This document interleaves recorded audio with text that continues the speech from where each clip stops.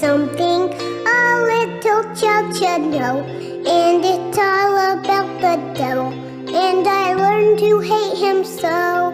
She said he causes trouble if you let him in the room, and he'll never ever leave you if your heart is filled with gloom. So let the sun shine in, face it with a grin. Smilers never lose, and frowners never win. So let the sun shine in, face it with a grin. Open up your heart and let the sun shine in. When I forget to say my prayers, the devil jumps with glee. But he feels so awful, awful when he sees me on my knees. That's why I pray to Jesus and keep my heart from sin. I just open up my heart and let the sun shine in. So let the sun shine in, face it with a grin. Smilers never lose, and frowners never win. So let the sun shine in, face it with a grin. Open up your heart and let the sun shine in.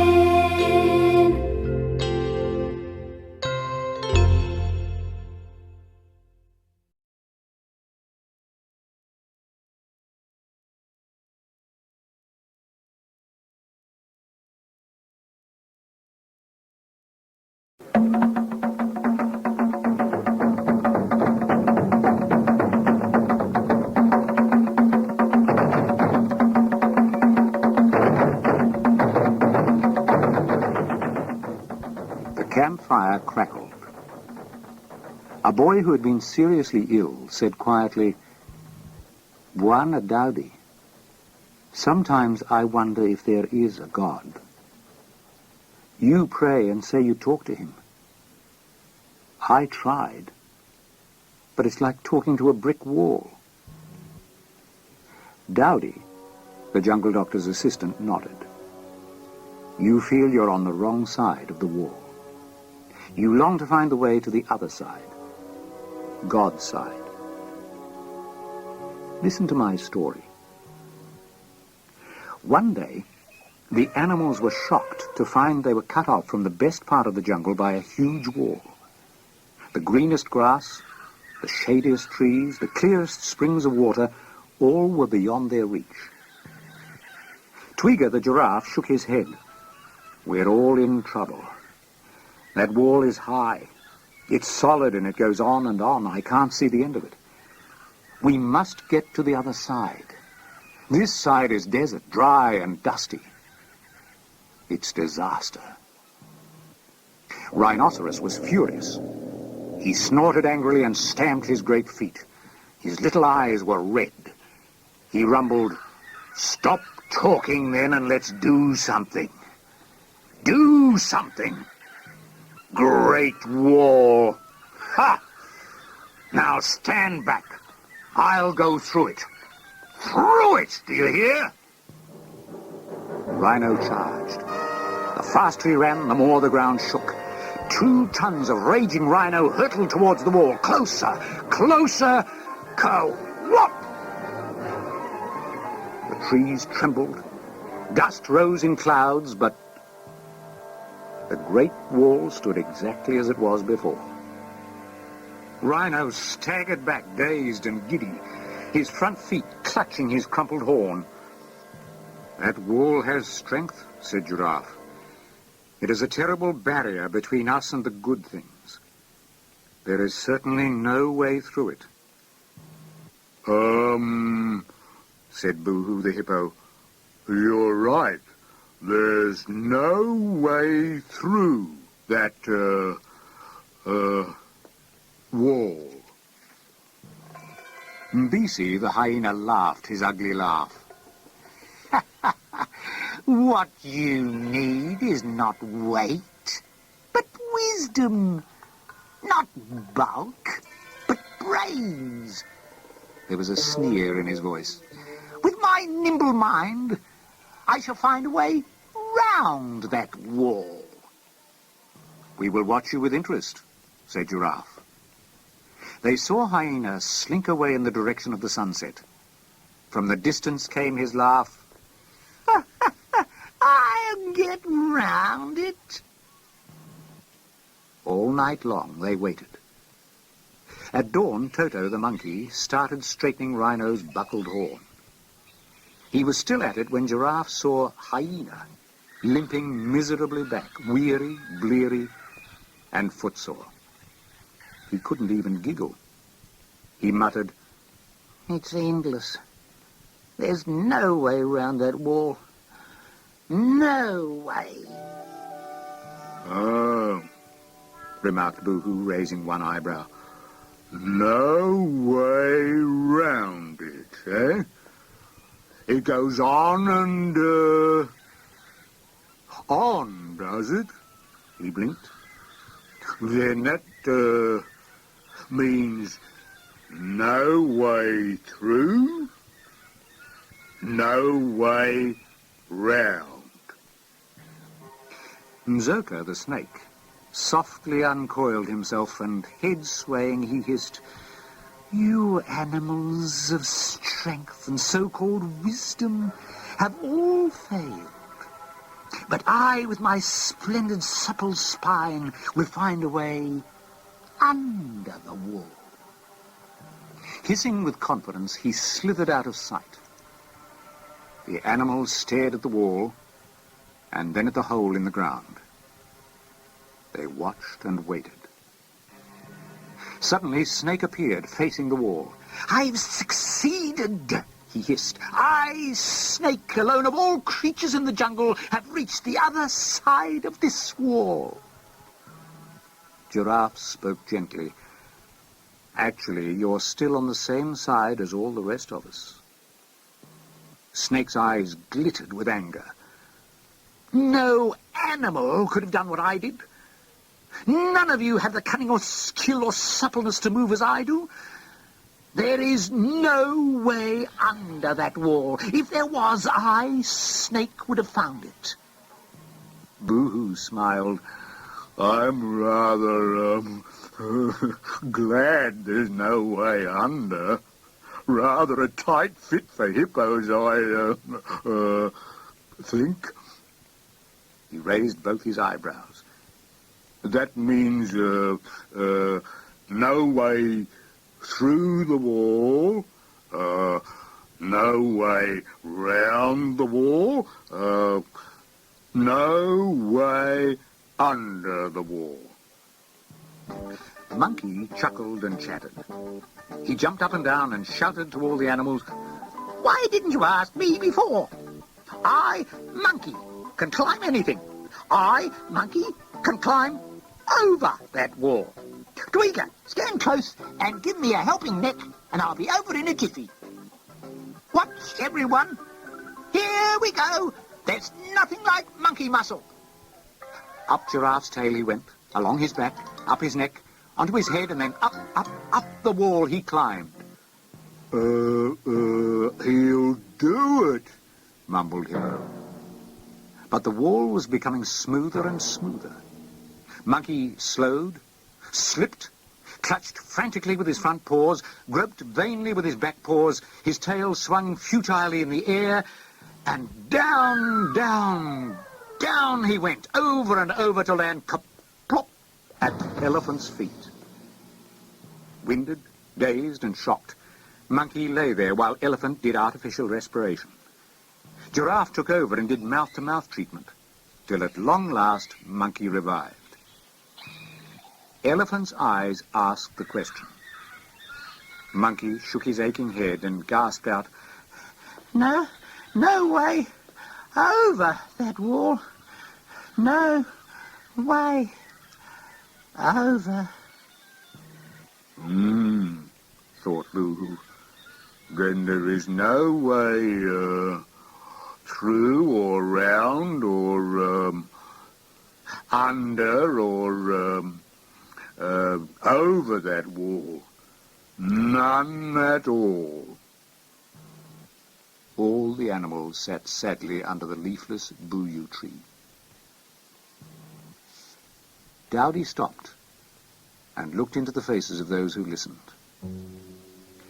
That wall was a thing of no joy to those who lived in the jungle. They wanted to be on the good side, the side that means life, real life. But there was no way. But it's different for us. There is a wall which separates us from God. It is the great barrier that cuts us off from him. By ourselves, we can't get to the other side. But come close. There is a gap in the Great Wall. There is one way. Jesus made it when he died for us on the cross. The great news is that Jesus loves you. He came back to life, and he invites whoever wants to come to him. He welcomes you. Ask him to take you through the Great Wall. That is, to forgive your sin and then take charge of your life.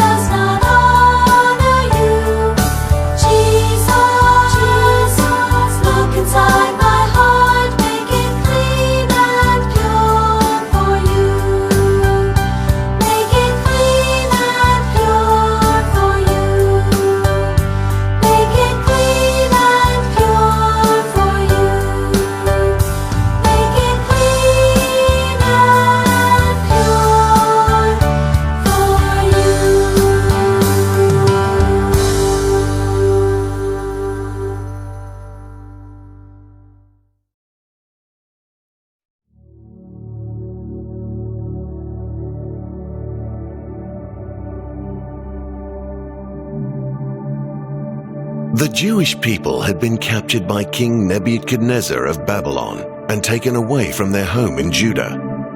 Some years later, Babylon was taken over by the Persians. During this time, there was a Jew called Mordecai who lived in the city of Susa. He had a young cousin called Esther. Her parents had died, and she was being looked after by Mordecai. There was a Persian king called Xerxes, who was a proud king and liked to display his wealth. He had a castle, the citadel in Susa. It was very impressive with lots of servants. While he was having a banquet, his wife Vashti refused to come and show everyone her crown. This made Xerxes very angry with her. The king's servants suggested the king find a suitable replacement queen. A search began to bring the most beautiful young women from every province for the king to choose a new wife. The girls all went through an entire year of beauty treatments, and then they were presented at the palace for the king to choose from. The king watched as each woman was presented, and when he finally met Esther, he liked her more than any of the other women, and he crowned her queen. Mordecai came often to the palace gate to keep in contact with Esther. There was another man called Haman who held the highest position in the kingdom, and he wanted everyone to bow down to him. The king had given orders for his officials at the royal gate to honor Haman by kneeling down to him. But Haman was furious with Mordecai because he had refused to bow down to him. When he found out that Mordecai was a Jew, he decided that he would not only kill Mordecai, but would kill every Jew in the whole kingdom. He was very angry. Haman organized an audience with the king and prepared a decree to kill all the Jews in the kingdom. He said to the king, "The Jews have customs that are different from everyone else's, and they refuse to obey your laws. We would be better off to get rid of them. Why not give orders for all of them to be killed?" The king agreed, and Haman had letters sent with the king's seal to all the highest officials, governors, and leaders in the land to have all Jewish men, women, and children killed and their property taken on a particular day. Mordecai sent information about the plot to kill all the Jews to Queen Esther, his cousin. He asked her to go to the king and beg him to have pity on her people, the Jews.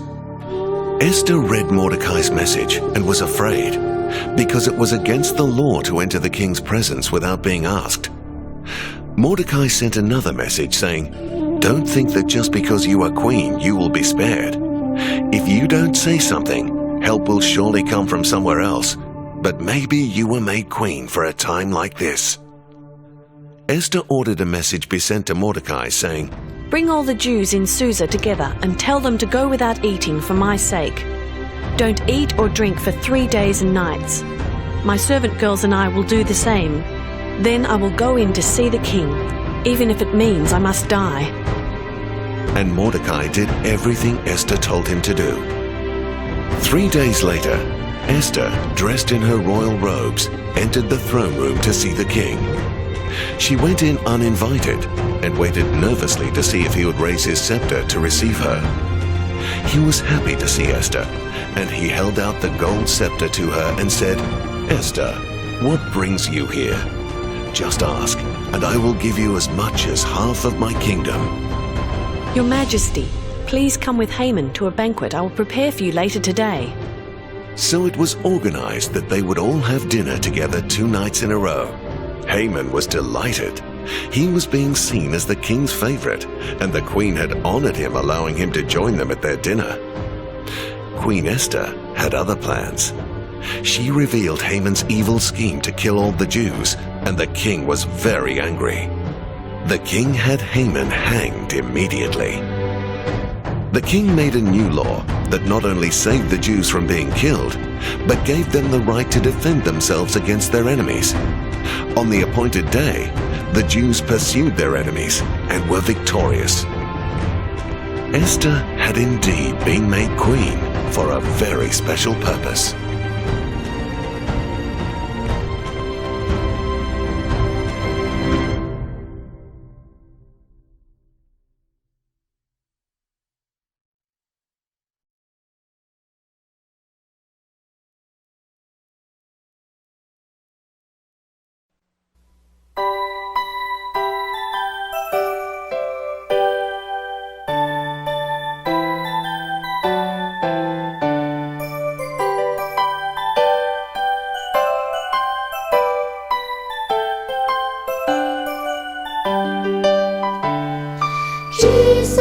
loves the little children, all the children of the world.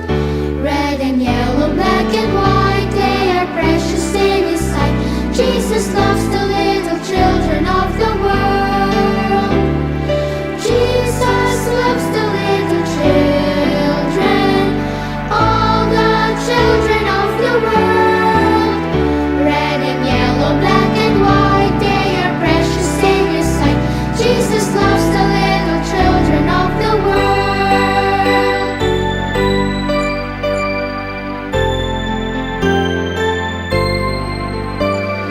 Jesus loves me, this I know, for the Bible tells me so. Little ones to Him belong. They are weak, but He is strong. Yes, Jesus loves me. Yes, Jesus loves me. Yes, Jesus loves me. The Bible tells me so.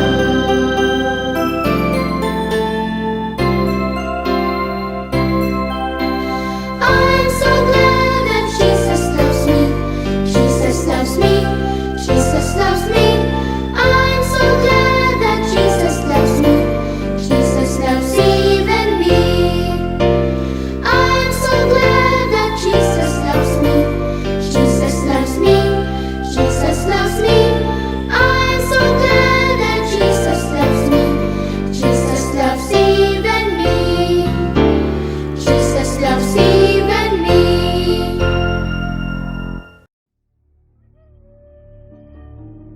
Finally, Jesus said, "What is God's kingdom like? What story can I use to explain it? It is like what happens when a mustard seed is planted in the ground. It is the smallest seed in all the world, but once it is planted, it grows larger than any garden plant. It even puts out branches that are big enough for birds to nest in its shade."